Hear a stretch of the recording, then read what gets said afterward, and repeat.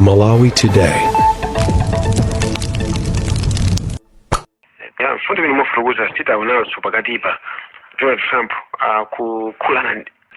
kukhulana ndaso kulidina mwachisanzo Prime Minister of Spain ndi even so Prime Minister of UK kusweza kuti zimene zochitika sakugwiza nazo anthu ambiri maujana ambiri maikwa muone kuti support imene America akhala kuisakasaka sikupezeka chifukwa chani choti nobody is interested kapena kuti tikhozonena kuti is supporting my ideas a Donald Trump chifukwa ngati tikuona kuti akukangana ndi ma superpower anzake chifukwa America Britain ndi superpower and mukayangana mu history nkhondo zonse zimene zakhala America ikupanga ku Middle East amapanga limodzi ndi Britain nkhondo ya ku Afghanistan anene limodzi ndi Britain nkhondo ya ku Iraq amapanga limodzi ndi Britain nkhondo zonse ku Libya amapanga limodzi ndi Britain koma this time mukuona kuti Britain sikupanga chani sikupanga participate maiko ambiri sakupanga participate so mukhoza kuona kuti ngati azinzake amene amapanga nawo zinthu zosokoneza pakati pano sakumpanga support I don't think kuti munthu wachikhulupiriro chabwino angatene zonena kuti inde kuti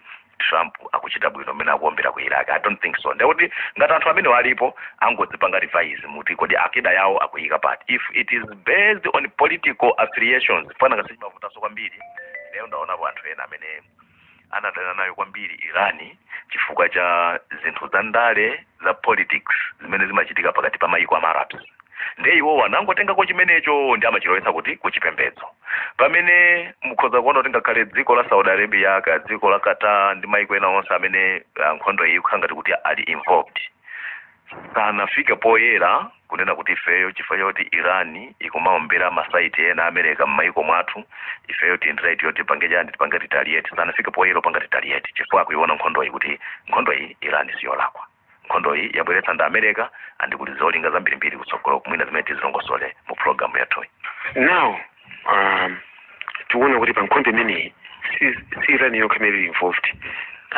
taona so dziko la Israel likuphulisa kwambiri ku Lebanon kumene pakadali pano anthu kwana 826 aphedwa anthu kwana 831,000 they have been displaced athawa ndithu makomwawo kupita maiko oyandikana nawo ndina kumadabwa nchifukwa chani tsopano dziko la Israel likuphulisa kwambiri ku Lebanon iso muona kuti kumeneko ndi sakubwezaso kumeneko ndi angophulisa akuphulitsa komanso kuti ma cases ena ndi ena anzathu gulu la Hezbollah kumatha kubweza kwabe kuti it's not much effective chifukwa chani dziko la Irani Israel likumalimbanaso ndi kuombaso ku Lebanon ku Lebanon kuli gulu limene machedwa kuti Hezbollah anthu ena mangoti Hezbollah ndi gulu la mashia limene tikhozonena kuti limapeza support kwambiri kuchokeraso ku dziko la chani dziko la Iran now dziko la Hezbollah kuti gulu la Hezbollah kuti lipangidwe perform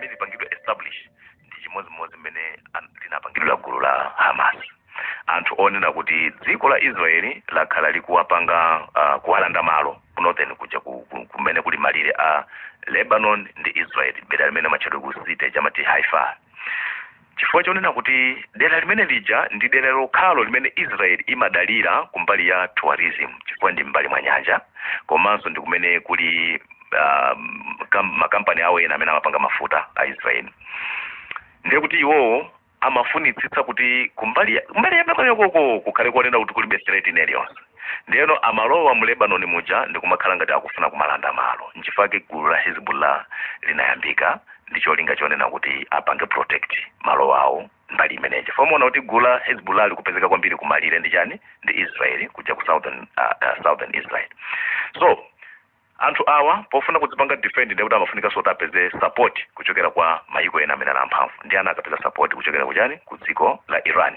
amenenso akufanana ma ideologies achishia so mukayangana aspect imeneyo ngakhale kuti pali narrative ina imene anthu amanena kuti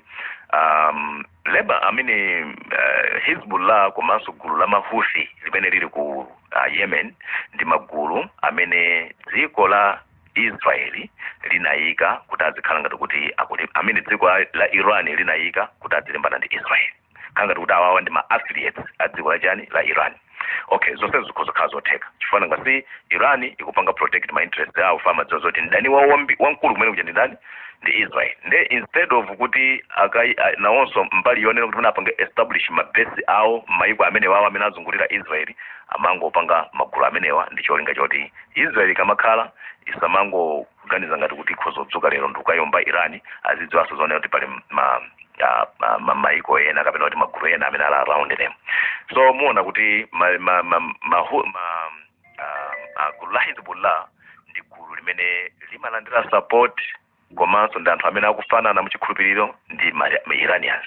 Pachifukwa chimenechi nkhondo ija itangoyamba zinali zachidziwikire Israeli kuti imadziwiratu kunena kuti Hezbollah nkhondo iyi ayipanga join. Ndiye mukhozaona kuti mmene amakaombera ku Iran adakambanso omberaso ku masaiti aku Lebanon kumene kumapezeka magulu amene wa Hezbollah. Kumachita kuti Hezbollah pakali pano mphamvu yake inachepa kwambiri chifukwa cha waphera atsogoleri awo ngati mmene anafera Hassan Nasrallah komanso kuwaonongera mabase awo ambiri kumene kunali zida zawo makampani zawo panga zida anaombera Israeli.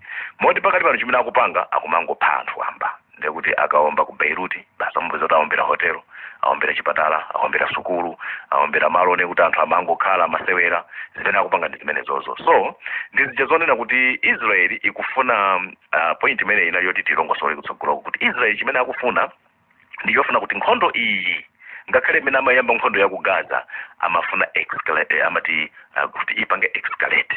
Nkhondo iyi maiko onse ama-Arab apange join. Ndiye kuti akayipanga involve Lebanon ipange join. Ndiye kuti apangeso ka Syria ipange join. Ndi cholinga choti maiko ama-Arabs awa akhale busy kulimbana okaoka, kumenyana okaoka. Akamamenyana okaoka ndiye kuti ndi policy jamagwirisa ntchito ayuda yonena kuti divide and conquer. Ndiye kuti awa ma-Arabs pano akhala ngati abwereranso kuzakale zija zomamenyana nkhondo okaoka. Ndiye kuti in this way Israeli ikhala kuti sopano yapeza mpata wonena kuti iwapange defend ma-Arabs onse mwa nthawi imodzi mwaka modzi. Imene yoyo ndi cholinga cha Israeli. Nchifukwa muona kuti maiko ngati Saudi Arabia, UAE, Qatar ndi maiko ena nkhondo imene sakuyilowerera mongo mufuna kuti nawonso agwiritse ntchito zida zawo. Akudziwa zonena kuti Israeli ili ndi interest yonena kuti nkhondo iyi ayipange escalate kuti ikwane region yonse. So mukhoza kuona kuti akulimbana ndi kuomba kuti ku Lebanon kumene kuli gulu la Hezbollah lonena kuti sikuti ndi mphamvu kwenikweni. Komabe Hezbollah ije kumabwezanso chifukwa yaomba ku Haifa kuja kuonena kuti kwafa anthu angapo ngakhale kuti chiwerengero cha anthu amene akuphedwa ku Israel sichikumapezeka malingana ndi ma restrictions amene dziko la Israel anayika ku nkhani ya media. Yeah, so nadi muna pongo ikilapo ndimanga pa nkhani mufuna kuza kuti muna ma restrictions akuchoka kwambiri chifukwa latest report uchoka ku Israel in the past 24 hours anthu 108 avulazidwa malingana ndi nyumba imodzi yofatisa nkhani ya ku Israel imene zatulusa zimenezi. Koma ukamba za casualties thaza mpesu sizimatuluka kwambiri zinthu zina amadabwa nazo kwambiri pomwe ku Iran makhala ndithu zikumatuluka ndithu matuluka. Now apa makhala ndithu mwina ma contradictions iso mwina pa nkhani ya ma report amene akumatuluka. Mwachisanzo dziko la Iran nakuti ifetu ndife okonzeka kumenya nkhondo imene kwa zaka 10 na stop. Tamva Donald Trump afuna kuzaso kuti basi ifetu kuti chomwe timafuna I think takwanirisa tankusaba ngone kwenikweni chifukwa dziko la Iran tapaswa navy base yawo mabase onse zokusanza ndege ya nkhondo ya mwamba taononga 90% taononga ndithu pomwe dziko la Iran na kuti ifetu titakumenya nkhondo imene kwa zaka 10 kubwera ku dziko la Israel Netanyahu akuti ife nkhondo imene ndifamile nganene kuti iti kapena ayi kanga tiswa makaso contradiction ndi amene umene nawo nkhondo limodzi ya America acha kuti zimene zizi inu mukamazimva mwazipanga describe modern. Okay, tiyambe ka nkhani ya Israel ndi media.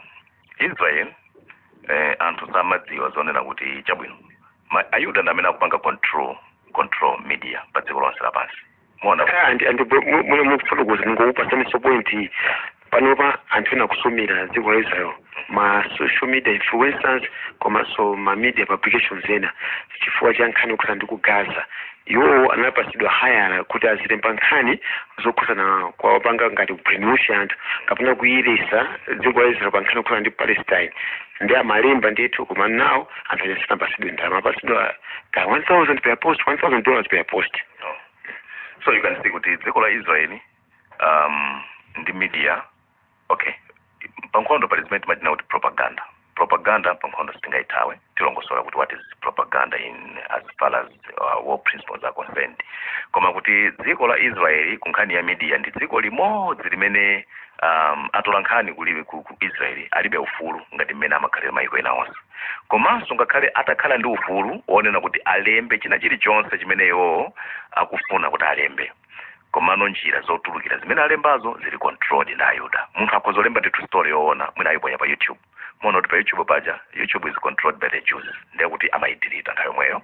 Ma media ena amene akudutsira ngati X muona kuti yonseyo is controlled ndi Ayuda. So ma outlet ambiri amene anthu akumapezako information, they are controlled by the Jews, more especially the Zionists. So zambiri zokhuza ku Israeli anthu sitikuzidziwa, koma ndikukuuzani pano zoona kunena kuti ku Israeli kwafa anthu ambiri ndi nkhondo imene iyi. Chimene tikunenera nchonena kuti recent attacks imene Iran yapanga, mukhoza kuona kuti last week timanena zonena kuti ku Israeli kwafa anthu 14 and amene avulala more than 1,300. Nambala ija kuti muione lero lino muona kuti ndi yomweyo 14, yovulalayo ndi yomweyo. Komano wiki yathayi tilongosola zimenezi Iran yaomba ku Israeli to the extent yonena kuti zida zambiri zakagwera m'masite zangapo amdziko la Israel, north, central and south. Koma update ya chiwerengero cha anthu amene avulala kapena anthu amene amwalira sikudziwika mpaka pano. Chifukwa chayani? Chifukwa chonena kuti ku Israeli media amepanga control kwambiri kuti anthu asadziwe kuti kuchitika za mtundu wanji. Koma panopa ma Israeli ali pampanipani, ngakhale kuyenda maufulu alibe, ambiri akumangobisala m'maujeni m'mashelter sakutuluka. Amati akapeza mpata otuluka ndiye akaguletu zakudya za wiki yathunthu ndikumangokhala anthu ngati makoswe akukhala pansi ndithu ena bisala m'mapanga. Alibe ufulu anthu ku Israeli, koma zimene zozo ambiri sitikutani sitikumaziona. Now when we come to contradictions pankhani ya nkhondo zoyankhula, muona kuti America ndi Israel mmene amayambisa plan yoti akamenyane ndi Iran ndiye kuti adali ndi objective imodzi. Koma this time nkhondo ija atangoyamba panopa zochitika zawo zamba kusiyana, muzoyankhula zawo zamba kusiyana. Mumona kuti Trump akulengeza kunena kuti nkhondo tawina, pamene Israeli ikukalengeza kunena kuti nkhondo imeneyi ikuoneka ngati kuti ikhoza kukhala nthawi yayitali. Okay, Trump akunena kuti basi ifeyo nthawi ina iliyonse tikuoneka kuti titumiza ma submarines akafike pa Strait of Hormuz, komanso tipanga escort mashipi amene akunyamula mafuta kudusa pa Strait of Hormuz. Ndiye kuti komanda wake amene amayang'anira za Navy akukana kunena kuti ifeyo we are not ready kuti tipange escort mashipi kuti adusa pamene pachapa. So you can see kuti ma contradictions amene akuchitikawa pakati pa Trump ndi anthu ake amene akuagwiritsa ntchito pomenya nkhondo imene amene ali asilikali, komanso ndi dziko la Israeli pankhani yakuti kodi nkhondoyi chimene chikuwavuta anthu pakali pano chonena kuti nkhondoyi ayituluka bwanji. That's the only problem imene ali nayo. Pa amembekezera kuti mmene tinanongosera last week kuti kuomba kumene anaomba koyamba kucha ndiye kuti dziko la Iran lisokonekera, ndiye kuti anthu akhala obalalika mmene muja mukhala ma demonstrations and the like, aona kuti mmene sizinachitike. Ndiye adapa kuti pano Iran is coming with full force fighting against multiple countries amene akupanga defend America pongoyipasa malo oti agwirisire ntchito kumamba Iran, koma Iran ikuthana nawo anthu onsewo. Now akufuna njira yone kuti atuluka bwanji. Iyi ndi imene timepanga kuti withdraw. Okay, kupanga withdraw pankhani ya nkhondo kuli magawa ngapo. Pali withdraw ya systematic imene akufuna apange America, ndiye pali imene timachita kuti haste withdraw imene America sangapange chifukwa akuopa kuti apanga manyazi. Ndiyeno akufuna apange what we call systematic withdraw. The systematic withdraw iyi ndi imene sopano abalalika nayo. That's why you see kuti akusiyana zoyankhula. Ndiyeno panopa agwiritsa ntchito kwambiri propaganda yawo ikudutsira mu kunama. Muona kuti akaomba akumanena zone kuti last week mmene America itaomba kujeni ku Iran mu Tehran analengeza kuti kuomba kumene taombako ujeni uyu Mujtaba amene ali new supreme leader amene is injured and is out is deformed, sikutanga kugwireso ntchito iyayi. You see now that statement ikuchokera kwa atsogoleri amene ali ku America ndi ku Israel. pamene munthu amene akunenayo sanavulale pena paliponse palibe chilichonse chimene chamuchitikira. Now izi ndi zimenenso akumanena kuti okay taomba kwakuti kwafa anthu mwakuti tapha atsogoleri akuti za iwowo zimene zikuachitikira mpaka pano sakutani sakunena. As we are talking now ku Kuwait kwaphedwa ku base imene kutchedwa kuti Ahmad Jalal base kwaphedwa kwavulazidwa asilikali okwana 3 komano sakupanga clear kunena kuti kodi ndasilikali aku Kuwait kapena ndasilikali dziko la America. Ndiso dzula naomba ku embassy ku Iraq. Yes. Up to now magazi zisizo kunena chimene angotulutsa statement yonena kuti sapana America yauza ma citizen awo onse amene ali ku Iraq kuti anyamuka azipita kusonza kuti wamba kutani amba kuithawa nkhondo iyi.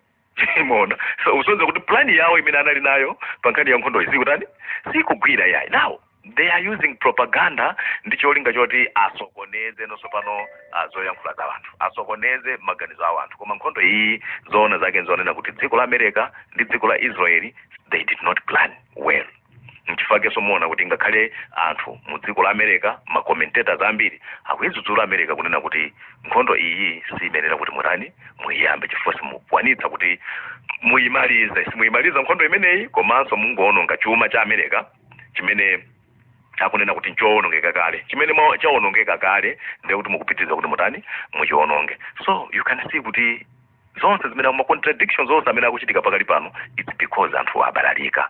Nthawi zonse timanena kuti munthu ukapanga chinthu ndiye mukupezeka kuti it is against your plan umabwebweta pozoyankhula definitely umabwebweta for umapezeka kuti mawa uyankhula ichi tsiku lino zankhula china ndimangodziwika kuti awa abalalika. So pakali pano mukamona Trump muzoyankhula zake ndi nkhondo imeneyi ngobalalika chimodzimodzi Netanyahu muzoyankhula zake ndi wobalalika. Uyu ndiye ali ndi pressure yayikulu kwambiri chifukwa tikhozonena kuti bola Trump ali bwino chifukwa chonena kuti America is not affected as ma citizens amene ali ku Americawo koma uyu anthu ake ambiri ku Israel afa ndi ma recent attacks amene pakali pano dziko la Iran lakhale kupanga. Ndi Trump anayankhulaso kuti 90% inafurukuza pambira muchi 90% ya zida za izo zata pomwe makamaka za Iran nawo apa akuluakulu a dziko la Iran afurukuza I failed to me now anthu amene kwa zaka 10 na ni stop intelligence sawi tipasopano ya America zimene kunenecheza propaganda kuti iwo anaombera masaiti onse amene akuti anaombera Navy anaombera chani of course aombera masaiti. For example as we are talking now aombera kwa imene island of Kharij yet imene aombera imene ndi hub imene dziko la Iran limatumizira mafuta awo maiko akunja yet kumene aombera kuja aombera ma infrastructure kumene zinthu zonena kuti za anthu za ma civilians. Sono iwo akamanena kuti ifeyo tamaliza kuombera masaiti a Iran tusinziko lopusa kwambiri pankani ya nkhondo. Masaiti kaya zida zonse za dziko la Iran kumene zili America singafikeko chifukwa dziko la Iran ndi dziko limene lili ndi mapiri ochuluka kwambiri and the fortunate part ya military ya dziko la Iran ndionena kuti mabesi yawo onse amene kumakhala zida zawo zofunikira zikulu ali pansi pa mapiri whereby kuti piriro ndi limenelo koma anabolanso pansi pa piripo ndi kumene kuti zida zawo. Ulendo oyamba amene anakaombera amati ma nuclear site unja sana ombera ndi chida chimene amachichemerera kuti chida ichi sinapangepo songa chimenecho ndi kumanena kuti tatani taphwasula nuclear site anabwera anthu odzayendera nkubuza kuti ayi simnayigunda ngakhale mpang'ono pomwe chida chanu chinaomba phiri chinathera mphiri momwe sichinafike.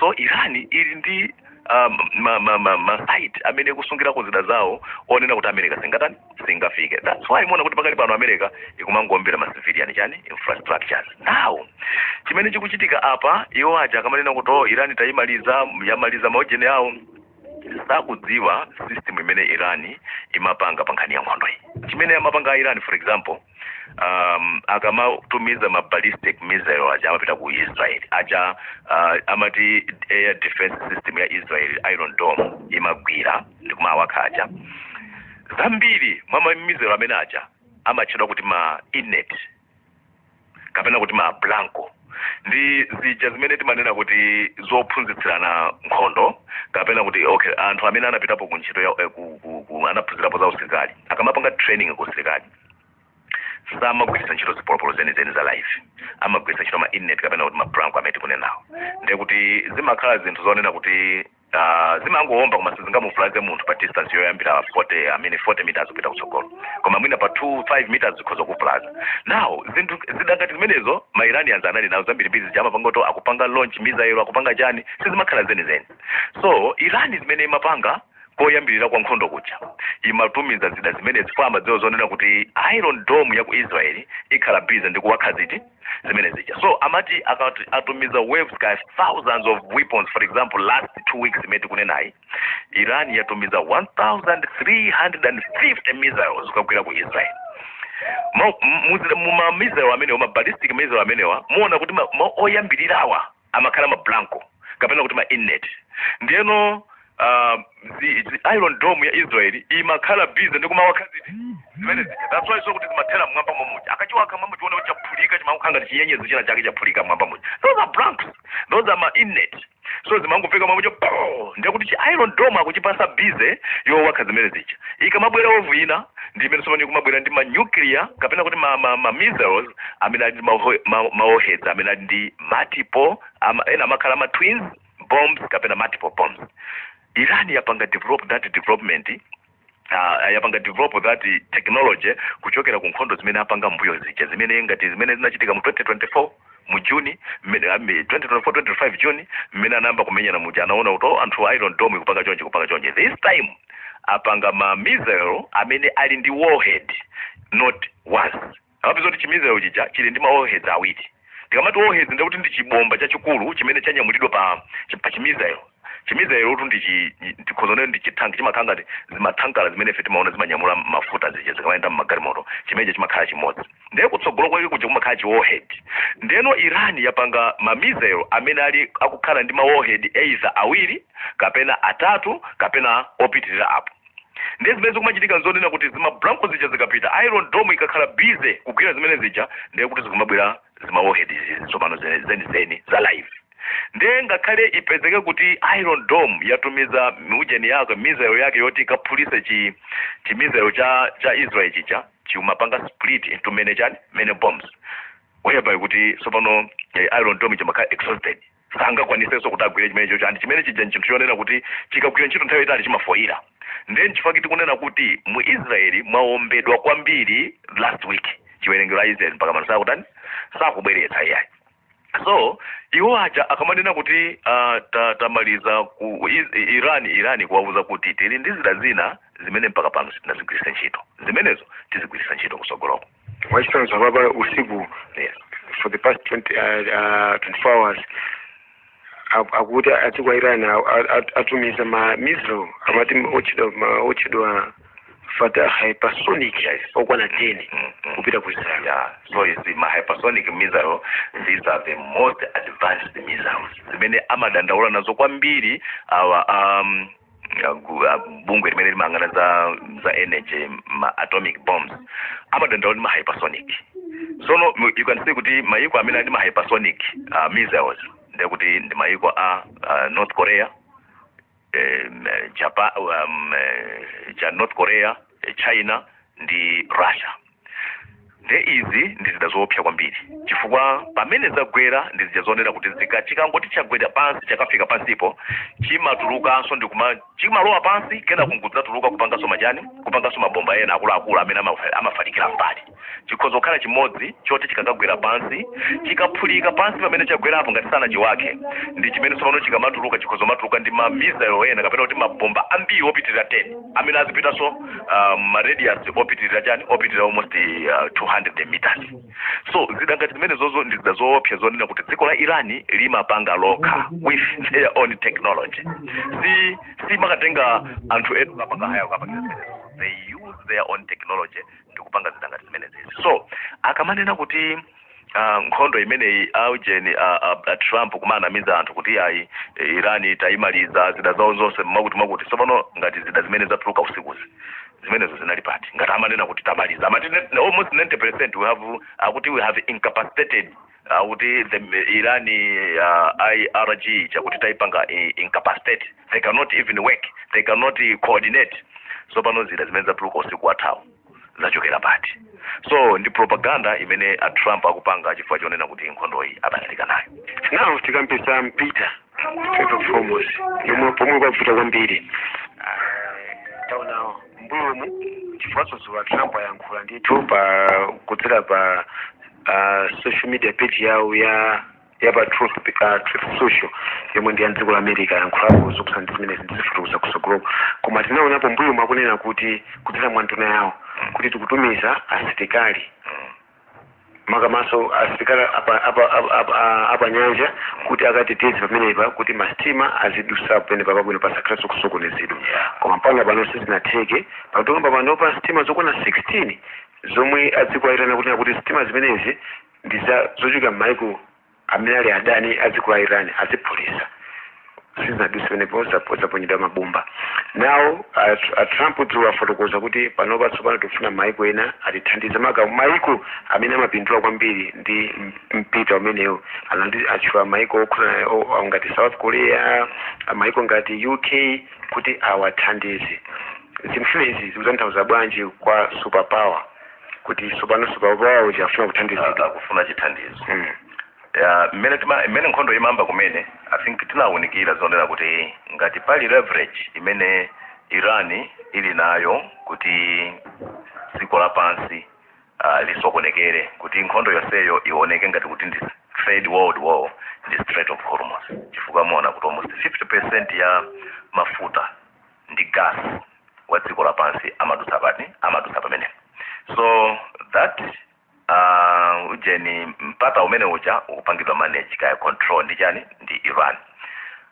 Mwina mukayangana speech imene anapanga ujeni Mujtaba Ayatollah Mujtaba Khomeini imene wangopanga kumene atasankhidwa ka president nkhani imeneyo anayikhudza and anachita kunenetsa kunena kuti Iran will continue to block the strategic waterway to pressure the US and Israel. Chimene akutanthauza nchonena kuti malo amene aja ndi malo amene angapangitse kuti mayiko onse a dziko lapansi ayiuze kapa ayipange convince America ndi Israel nkhondo imene ayitani ayisiye. Ndipo mayiko amene ali affected kwambiri tinalero kuti mayiko aluya chifukwa onse aja akhala ngati kuti alibe kotulutsira mafuta posakhala pati pamene paja. Now komanso kumbali nayi yo ndikuti kumbali yogulitsa zimene mano kumbali yopindula sopa kumbali yopindula iwo kugulitsa akonde kuti akupindula zinthu zonse ziwiri sangasaka kugulitsa akupindula komanso kumene mafuta akupita muona kuti kuliso chani kula affected right now. Mukayangana mmene mafuta akuyendera ndekuti for example Saudi Arabia akamatulusa mafuta amene kuchokera kumbali ina ya nyanja yawo ndekuti azungulire mafuta amene akafika kuno ku Africa akumayenda mtunda akumayenda almost 10 days ship kumayenda 10 days mtunda woti mayenda 2 days.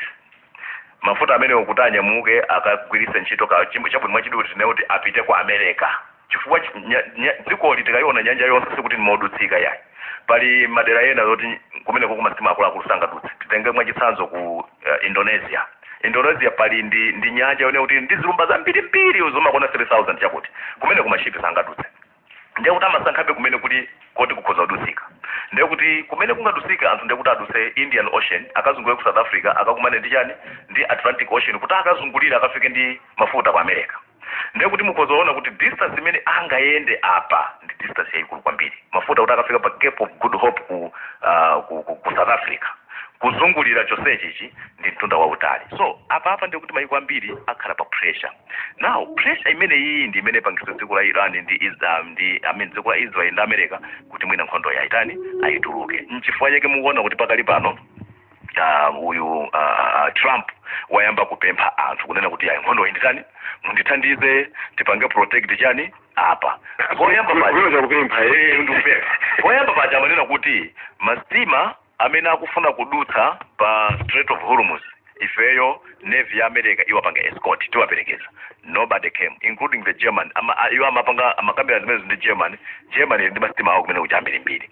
Inauza kuti sitingapange we can't take that risk because palibe surety yonena kuti you can protect Strait of Hormuz.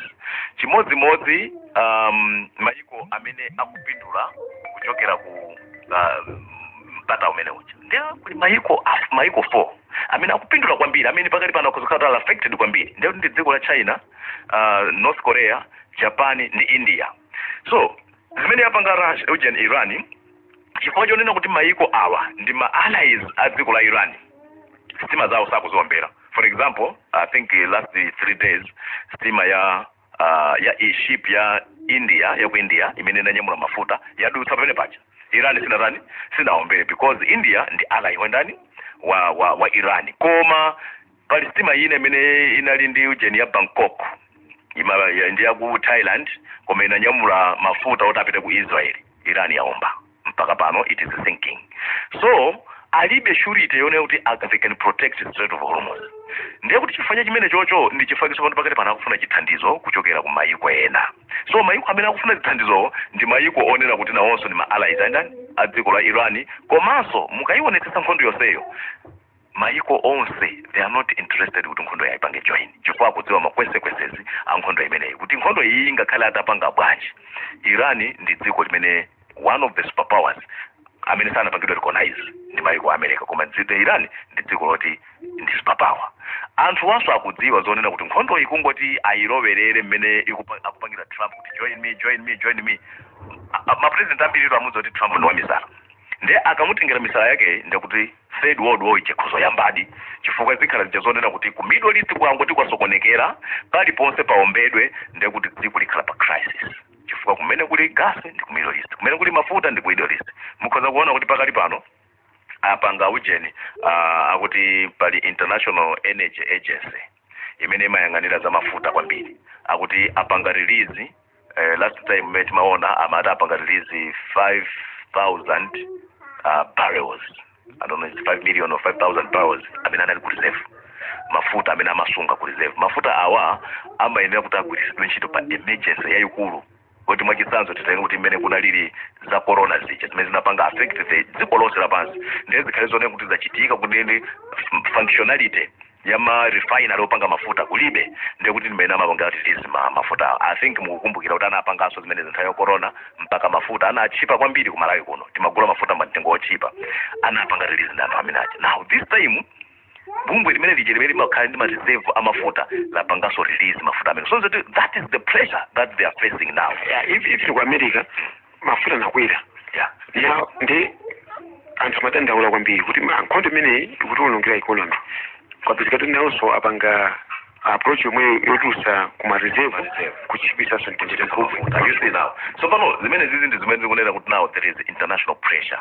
Nkhondo imene wayamba Trump ndi zake wamisala Netanyahu, now it is giving us international pressure. It's just a matter of time kuti nafenso kunoko zitipanga affect chifukwa mafuta amene tikugwisa ntchito pakali pano ku Malawi kuno ndi omwe wa reserve. Waonena kuti mwina akhozoteka kuti kuma kampani amene magula ku Dar es Salaam kaya ndi ku Beira ku Mozambique tinali ndi reserve tinasunga kapena aujeno anasunga koma eventually mafuta amene wa ata nanga nkhondo ikupitirira fwe mwina kukwanisa mpaka mwezi muona kuti posera pomba mafuta amba kutani amba kusowa. So this international pressure ikubwera fajani chifukwa cha Strait of Hormuz and Iran ikudziwa zonena kuti Strait of Hormuz ndi chida chokhacho kapena ndi leverage yokhayo imene ali nayo yonena kuti nkhondo imeneyi is either apange decision atsogoleri onse a dziko lapansi kunena kuti nkhondo iyi ipitirire kapena isapitirire. Chabwe sanatenge panani athu kuti ena aperekepo ndemanga mwina kapenanso kufunsa mafurukuzo za leverage yomwe Iran ili nayo. Ndiso munafurukuzaso kumambiri kucha kuti na chida Iran ili nacho apart from zaba missile koma malo amenewa. Apa akuluakulu adziko itana kunena kuti fetu anthu akangopusa mtengo wa mafuta ufika pa $200 per barrel. Barrel imodzi makhala kuti around 158 liters mwene mtengo wodera. Koma kungofika kumene kuko ndi kuti ndi nkhondo yokhayo ndi mafuta azachipaza chuma. Chifukwa mafuta pa barrel imodzi amafika $100 amakhacha ma 70-80 ndi pano pa mitengo yake makhala 100 apo akwera kale. Ndi dziko laitana na kuti zifika target yafike pa 200 per barrel. Somwe zinkhale zosokoneza dziko lapansi kuli mayiko ena mpaka na currency yamba kuseka mphamvu. South Korea umene ka North Korea ndangoyiwala dziko loti koma umene kukompana currency yasika mphamvu chifukwa cha zimenezi mayiko angapo ndithu kuishi. Zimene tikunena pano zonena kuti dziko la Iran as of now ayipanga dziko lonse lapansi tikunena ayipanga hostage. They have taken the whole ujeni earth ifeyo tonse amene tilipo ngati anthu tili ma hostage ya dziko la Iran chifukwa cha chani Strait of Hormuz and zimene zozo ngati Iran kunena kuti the target is to reach 200 barrels zimene zozo anthu asakanire chifukwa chonena kuti palibenso njira imene mafuta angafike kwa anthu munjira yonena kuti mitengo ichipa posakhala Strait of Hormuz. Ngakhale zitakhala zonena kuti chabwino apeze njira zina zonena kuti mafuta mwina aziyenda pa galimoto aduse madera ena akafika kwina apange njira zina zili zonse njira yapa madzi imakhala njira yophweka fwa kwese njira pa galimoto definitely mafuta awatani akwerabe sinanga si transportation akwera njira iyi yonse imene angapange without Strait of Hormuz. Strait of Hormuz is the most strategic pathway imene dziko la Iran pakali pano yapanga hostage and ife dziko lonse lapansi we are the hostages ndi dziko liti ndi dziko la Iran koma chifukwa chani chifukwa cha anthu amisala awiriwa Trump ndi Netanyahu.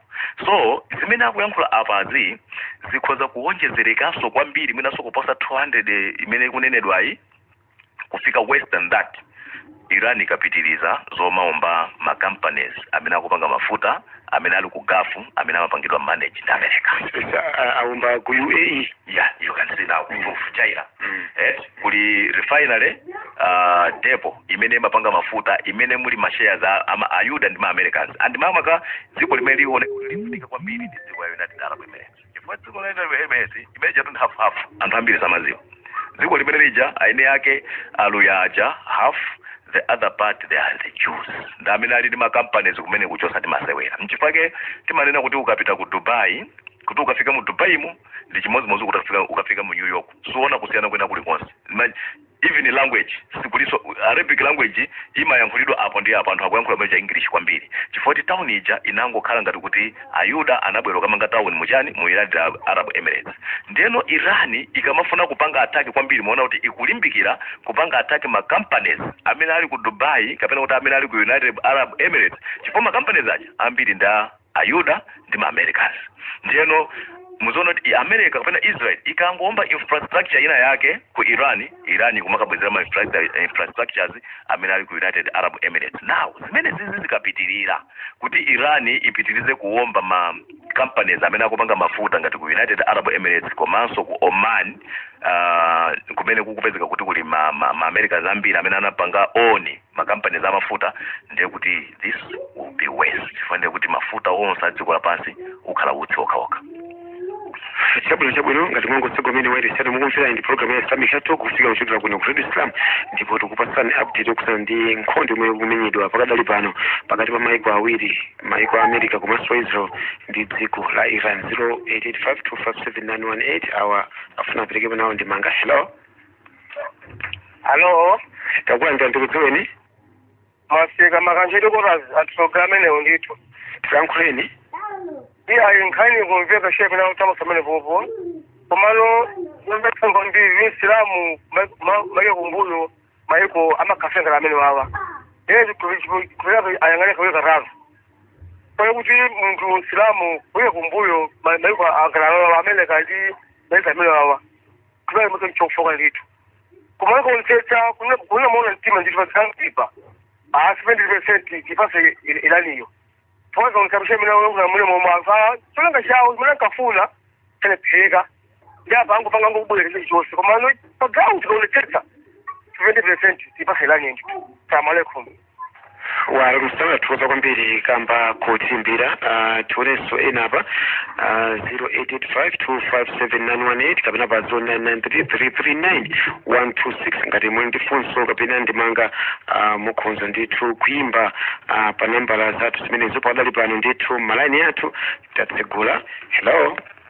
Hello. Takwanja ndikudziweni? Andala mwati mukuimbira kuti? Kwakajira andala. Chabwino tiyankhuleni andala. Kani yetu ndiozeka kuno kuno. Zingozesa chisomi njokuti bali Islamu ifekinkela simazitenga mweyo. Waira nitu watimile Islamu wanyamwandengila Islamu ziza pamwamba. Uveta mwanganane na kaweza kuti mkama jimegila nkhondo weka mkama kumpasa mpavu. Trump kawaka wazona, ndiko wazona, ndiko akala kuzona. Nenda fucha sheha ya abasi zilejewa. Kani ya Israeli. Benzili ku Israeli. Angeka sa president mwani bisa sese chifukwa zezungeze pa social media zona mazokazoka ndikuti ngofunsa swakonje kuti airani andichida andikatondo tatata kushitiro zvinozonongeka tati pangeni brief munoti vsese chifukwa amene akufotokoza ni vanofotokera apengengewa inofasika ndikuti makuru kefanya kusonchidwa wadakuita kunchito mwayo yakachilizo yahe ndeta tizimiseni tatibveseseni ndikuti mvesese buno bwino kuti tipase hope ndikuti khuzike ndikuti mvesese kuti chenicheni ndichibwezika kuisraeli kutera vivi kuhaifa kumapita madai nawo okuthabula tathokoza kwambiri kamba kutimbira andala kuchokera kwa kachere timveso ina pa 0885257918 kapena pa 0993339126 hello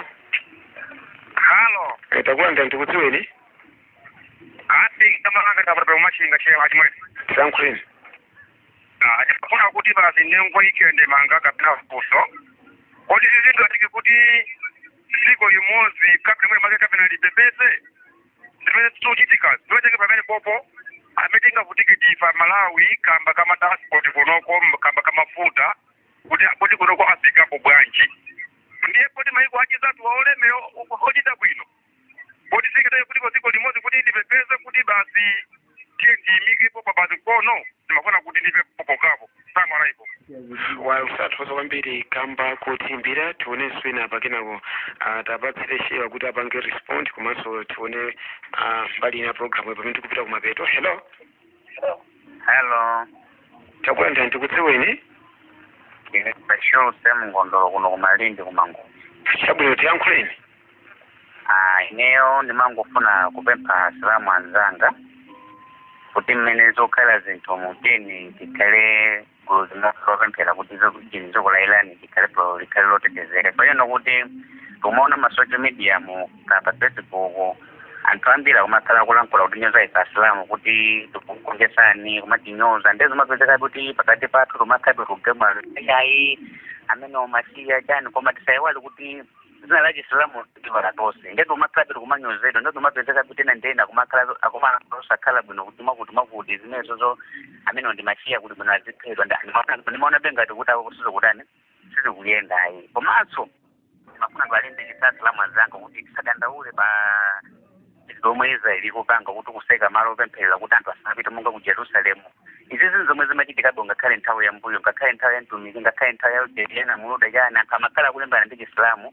koma pamapeto pake Mulungu amatana amawagondesa ndiye ife samadandaule kwambiri imene ili manja mwa Allah subhanahu wa ta'ala ngakhale kale ndithu anthu amene ndithu azaona mkwiyo mwangu komanso ine ndili mkwiyo panopo tine ndikadatayipo kuti ngimuna mandinye mphamvu ine kuti mama chitampo ndikumuona ngero lokose kadamudwa ndi mano angawa apa ngamene umali hondi ndani wangu pasinza mukhululukira Trump ameneyo so ndibweteka moyo mwanga ndine mangofuna kupempha kuti ife Islamu chonde tisakhala ogawukirana kuti kumakamba zosakhala bwino zokhuza dziko la Irani izi zipemphera chifukwa anthu anda Islamu ngati kuli kumenyedwa tikumamenyedwa ndi Islamu fotomenyedwa Islamu mukumenyedwa ndipo mwa Ayuda Akristo umakhala kusangalala kwambiri pa zomwe zokuchitika tena ife Islamu tikhale focus kumapemphera kuti zimezi zite komanso amene aone zipinjo kwambiri ndithu kuti ife Islamu zakhale pasogolo inshallah palengo wasathokoza kwambiri kamba kutimbira maishu zangapo she abwera pamene mupange respond kinako tipite mbali ine yomalizira program yathu I think ambiri wa comment mafunso analochepa kwambiri onena kuti mwina mafunso enawo mayankho apezeka kale mukuyankhula kwathu kuja komano mwina apo funa upanga clarify nkhani onena kuti imene anena kuti chifukwa chani ku Israeli kuzambiri sizikuoneka zimene zikuchitika kumeneko nthawi zambiri nkhondo ikamachitika ndekuti zangati zimene kupanga Israeli imapanga zimene zonde kuti dziko lero zimene kuti tipange zimene zifika chonena kuti amafuna kuti asapange lose public interest asakhumudwitsa anthu mdzikomo komanso zisaone kumakhala ngati kuti mbali imodzi iyo zipanga iwowo kuti they are strong simane na ma weaknesses yanu amene muli nawo ya imene zozo ndi ma strategies ena amene pa nkhondo amadziwika komabe anthu amene amapanga analyze nkhondo ndi kupanga analyze zida zimene zikukagwira pamalo amatha kubwera ndi kukhala ndi approximate ya ma casualties amene achitika tingotenga machitsanzo kunena kuti dziko la Irani the past week yaombera ku Tel Aviv mizinda ingapo ku central Israel near Tel Aviv zimenezo zinaoneka pena paliponse utsu nali pena paliponse ande kumene anaombako inali building. So kumene kuonga tikunaombedwa ku building, I don't think kuti sikunafe anthu kumene ku anthu anafapo. Tikapita ku northern Israel muona kuti a direct missile, tikamati direct ndio timene sichinawakhidwe chinakafika exactly mu mzinda malo kandi mzinda kandi town imachita kuti Zarziri komanso pa amati Tanwa matauni awiri amene wawa Tamra ndi Zarziri kunafika direct missile imene nakaomba kumeneko. I don't think kuti kuli anthu, for these are the townships sindokhupetu kumeneko kunalibe anthu, kuli anthu komanso ngati ili direct missile kuli makajoti za anthu ambiri amene ena amwalira ena swavulala.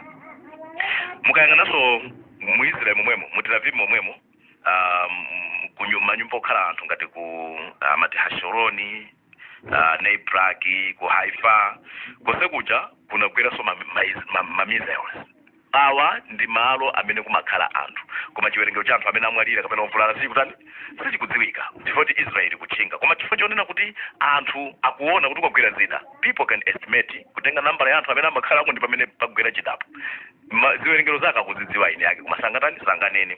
Komanso chachikulu kwambiri Aisraeli ali ndi refinery oil factory imene ili ku Haifa kuja kumalire ndi Lebanon imene inapangidwa attack ndi Hezbollah komanso inapangidwa attack ndi Iran mpaka company yopanga mafutayo inali utsi okhaokha. So konseko simunganene kuti kulibe madamages amene akuchitika. Madamages are there koma dziko la Israel kupanga chani ndikupanga conceal imene yoyo ndi mbali imodzi ya strategy ya nkhondo. So zinazo ndizonena kuti Israel ndi mmene nkhondo yawo amapangira samanena koma kuti they are facing pressure economically, they are facing pressure chimodzimodzi ngakhale so tikangana ku politics ngakhale kukhala kumene social life yawo sili mmene zinalili. Timanena apo mbuyo mukunena kuti chida chijama ti Iron Dome kuti ichocho chitulutsa mizero yoka wakha chimaononga ndalama zambiri kusiyana ndi chida chimene chikubwera yoka chiwakhacho ndiye panopa chigwira ntchito motalika bwanji. Economically Israel ili mafuto kwambiri.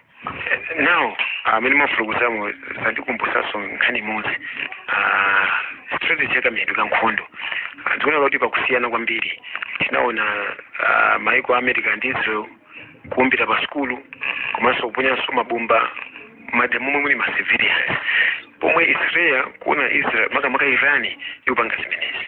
Zimene tikunena kuti principle ya nkhondo ya Irani ikuchokera pepa ma principles acho mbezi cha Chisilamu kuti ngati muli ku nkhondo musamenye nkhondo ndi anthu amene alosalakwa ndiye kuti musadule mitengo musa anthu ovutika ana azimayi zonse zichimukazipo mwana kuti ndi mwene Chisilamu chikutani chikulongosola pamene ayuda nkhondo yawo samapanga choncho.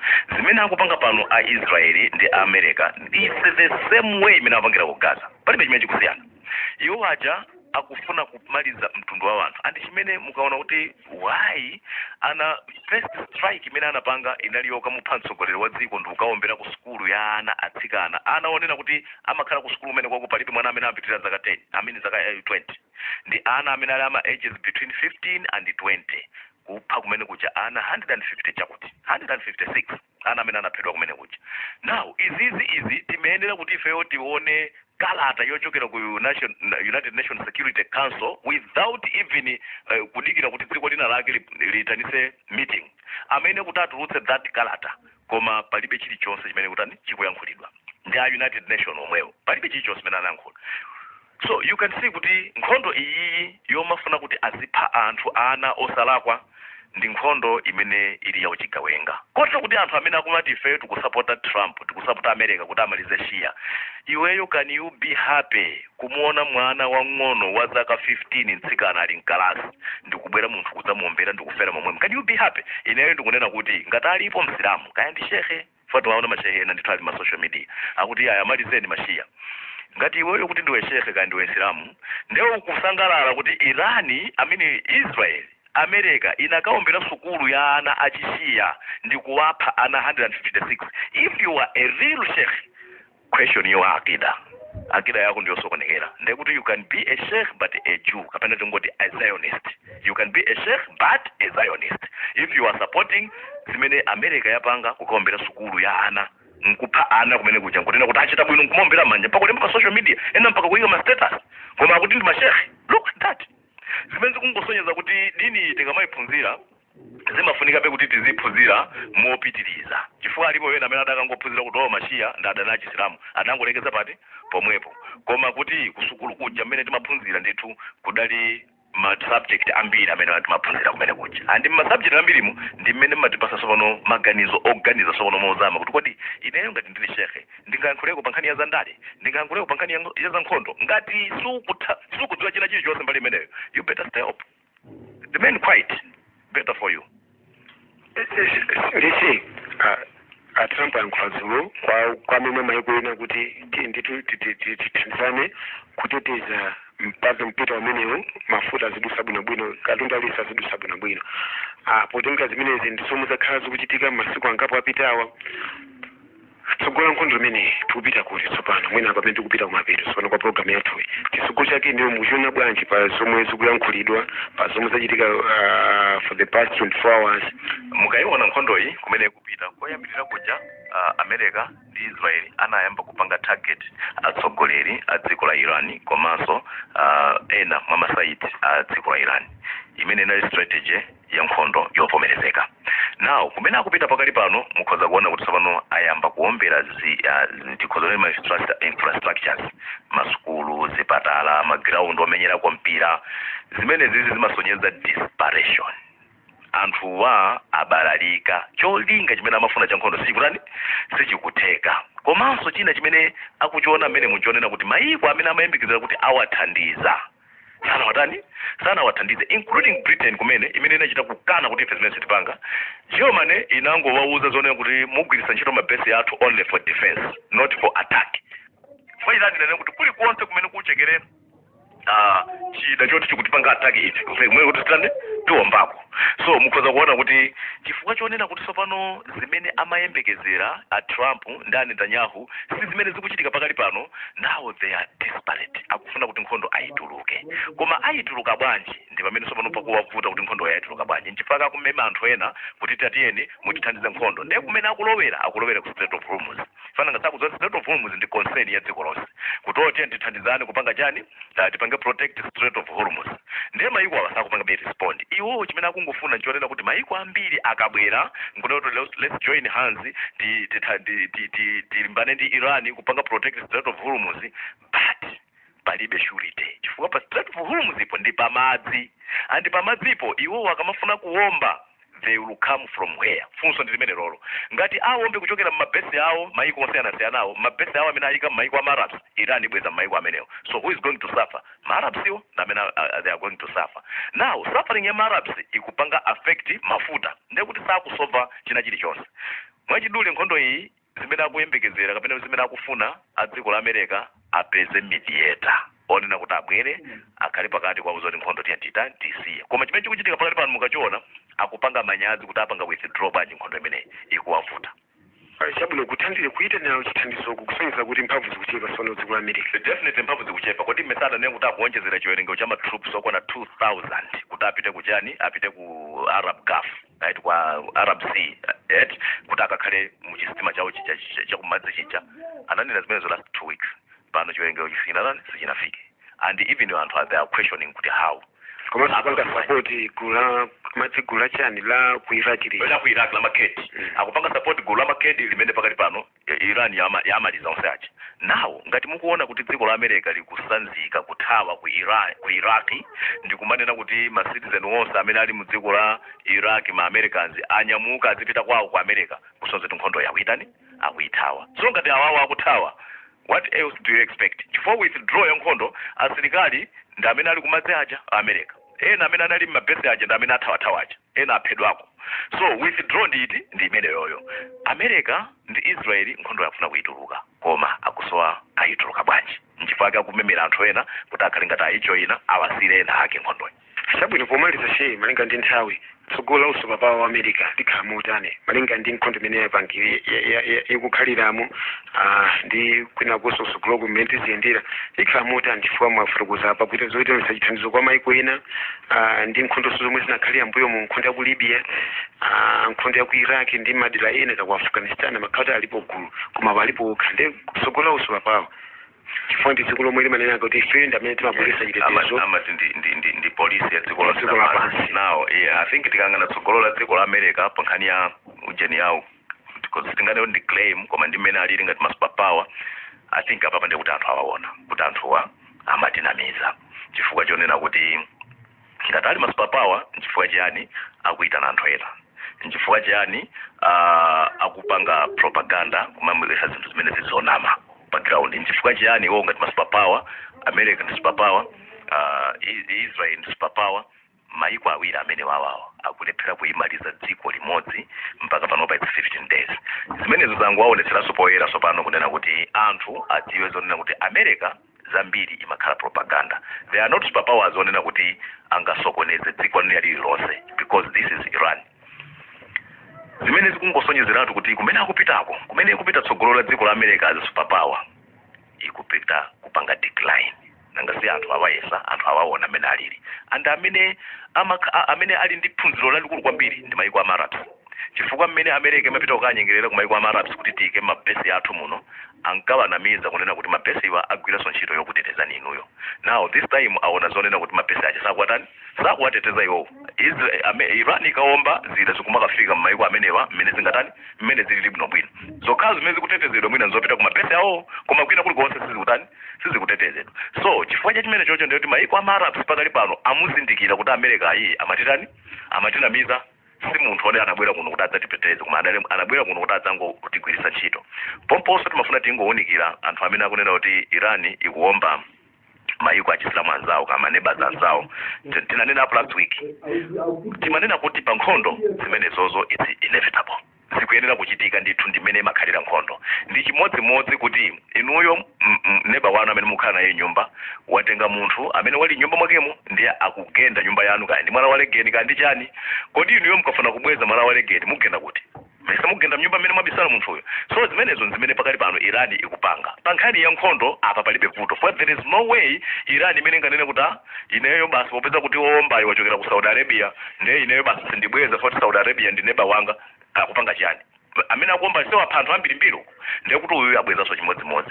Ndiye zikamakhala kuti mwina zikuyankhulira on that aspect zikungomvetsa chisoni kuti anthu ena nkhondoyi akuyiyankhula pa nsonga imodzi sakuyang'ana na basics onena kuti nkhondo imayenda bwanji. Anachita amatu a Trump pankhani yokhuzana ndi mtendere mpaka na kukhazikitsa board of peace. Zimene zizonthauza jani tsopano kuti atatesa nkhondo 12 kukamba zambirimbiri ayi nthawi yake yakampenecha kazangu kukhala president nkhondo ya tsiku lomwero nkhondo ya Russia ndi Ukraine zatha kugaza kuja kusakhandenzere bwinobwino.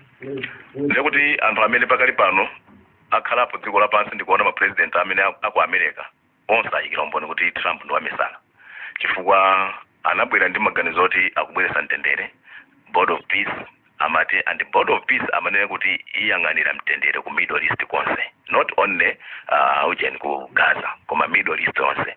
Ndiso pano nkhondo imene ayamba ya ku Iran imene tikuzonera kuti kubweretsa mtendere sikubweretsa mtendere and ngati zikupanga affect dziko lonse lapansi who is going to give him that peace noble imene akuyifuna ifa kuti afuna adzalandire peace noble iji amene adzampase ndani on what aspect. So mukhoza kuona kuti munthu uyu munthu wamisala akuyankhula zina nkumakwanga so contradict zimene wayankhula kapena tikuzonena kuti ndi anthu aja amene amakhala ndi mavuto a ubongo chifukwa alipo anthu ena onena kuti timangoti ozerezeke kuzerezeka kwake kuja kuonena kuti akhoza kukhala ngati kuti mmawawu akhala ku munthu wabwinobwino koma ikamafika cha mathovu kolo kuwazerezeka ndi mmene alili Trump.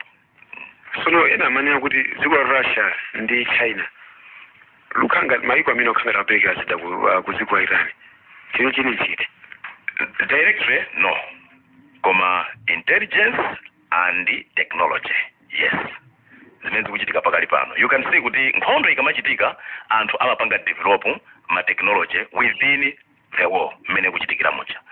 America ikaomba mamizero wao akakafika ku Iran zida zija Iran amazitani chikaphulika ujeniyo amaitenga ndiye mkatikati mwa ujeni ma components muja mmakhala component imene amaitenga ndikupita nayo kuopangira zida kwawo maujeni awo anyamata wa technology ma scientist amatenga nduka unotoka kuti chide chana chipanga bwanya uchipanga yo abayo ndiye kuti amachifufuza kuti how can we protect it and how we can bypass it. So zimene zozo mukhoza kuona kuti that technology kabwera ndiye kuti America Iran definitely it is linking ndi mandani ma allies yawo amene kuli Russia, kuli India, kuli China, kuli North Korea. Nchifake mukono kuti pakali pano Iran yamba kugwiritsa ntchito zida zimene zikamakagwa zikumatulusa so zida zingapo. Zimene zapanga chifanyani aona mmene Israel kupangira defend amene kuwakira maujenachi mamizero awo aja through defend Iron Dome. Ndiyo ndo technology on war it is still proceeding. Maonet so because onena kuti kupanga support Russia kumbali ya ujeni ya zida directly no and zimene zosanga pange yayi koma kuti technology they are sharing technology. That's why mukuona kuti Iran kunena nkhondo imene tikozomenya mpaka kale chifukwa chonena kuti mayiko awawa ndi mayiko amene ali patsogolo kwambiri pankhani ya technology yachani yokhudza za nkhondo. Moreover songa dziko la China 90% of oil imachokera ku Russia ku Iran. Yes, definitely.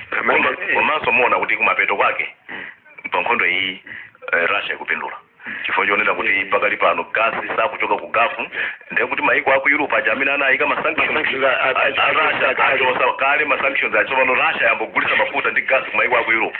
So Russia is benefiting. Ngati Russia ikupanga benefit ndiye kuti Iran sipanga safa because these are two close allies. Chama say malinga ndi nthawi mwina mumaliza motani.